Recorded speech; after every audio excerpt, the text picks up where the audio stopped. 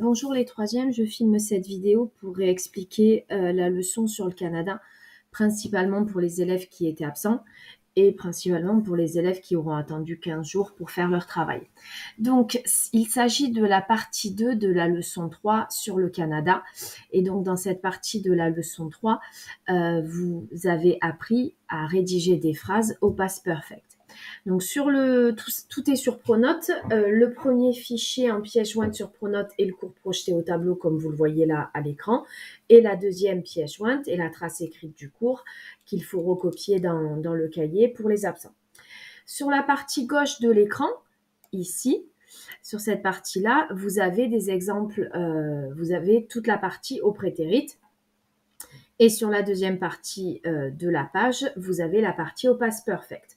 Donc déjà, la première chose à savoir est l'amorce de question qui en français veut dire qu'est-ce que tu avais déjà fait quand tu as fait telle activité. Mon exemple à l'écran est What had you already done when you ice skated on Rideau Canal? Donc, what had you already done when you ice skated on Rideau Canal?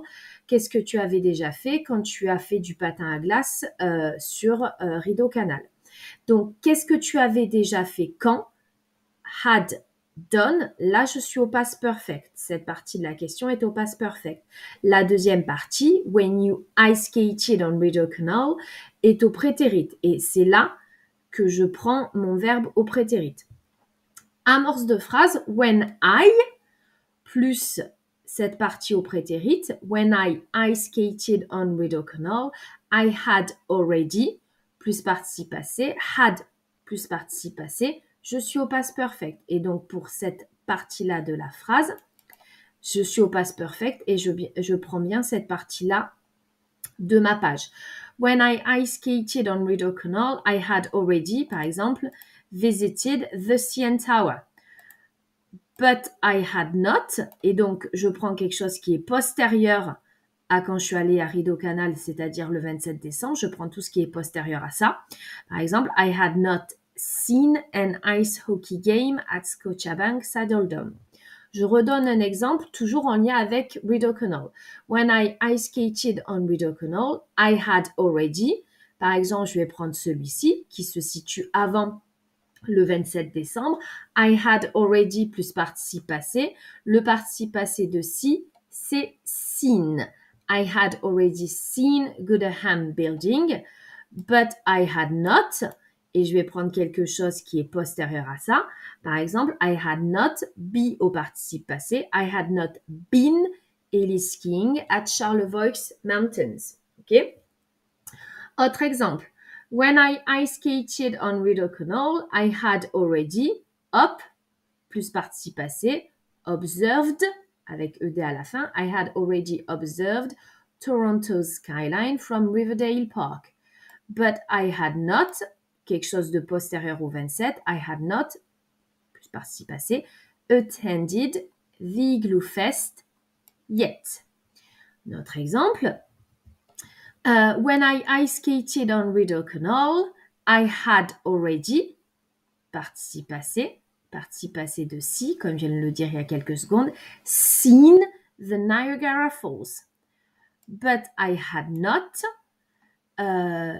been ice fishing at Lake of the Woods yet. OK? Donc, ce que je dois apprendre, ce que je dois connaître, what had you already done when you, plus prétérit que je trouve sur ce côté-là de la page. Donc, le prétérit, c'est le verbe auquel je rajoute ed. Pour mes verbes irréguliers, je suis censée les connaître. Par exemple, le prétérit de see, c'est saw. Le prétérit de go, c'est went. Donc, what had you already done when you plus prétérit.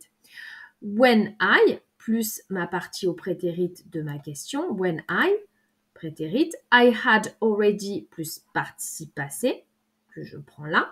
Donc, le participe passé, c'est le verbe auquel je rajoute ed. Pour les verbes irréguliers, par exemple, see, ça donne seen.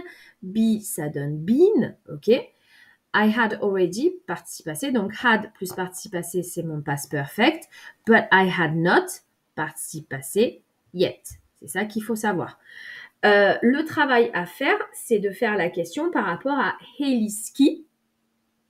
at Charlevoix Mountains, ce qui va donner what had you already done when you heli skied, ED, when you heli skied at Charlevoix Mountains, ok?